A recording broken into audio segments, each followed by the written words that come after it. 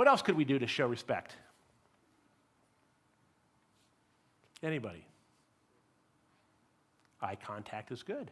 How about actually asking somebody's opinion?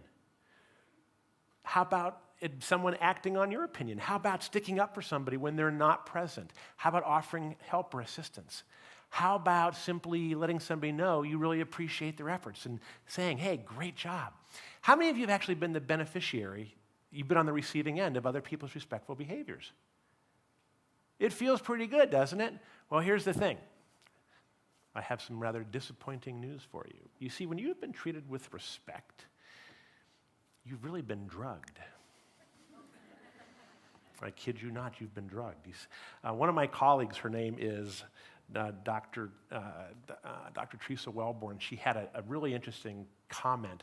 Well, first of all, let me back up a second. Here's what we mean by treating each other with respect. Respect can be practiced by any action or behavior that promotes another person's well-being or makes them feel connected and safe within the community that sustains them.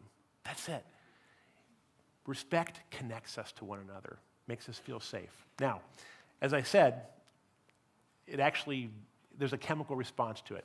My friend, I misquoted, it was another colleague of mine from Rochester, Dr. Ellen Weber. She said, social fairness and respect help others learn. When we show interest in others and support them, praise them genuinely, we literally squirt a chemical mix of serotonin and oxytocin into their brains. These neurotransmitters encourage trust, open others' minds to our ideas, and create the desire to get to know us better and help with whatever we need done.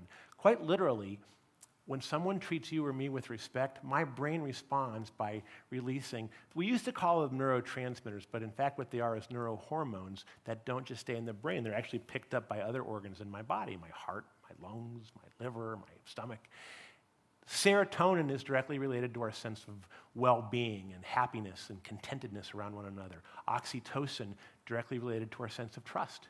Mothers nursing newborns, literally heavily releasing oxytocin in each other's presence that forever codes them as part of each other's deep inner circle.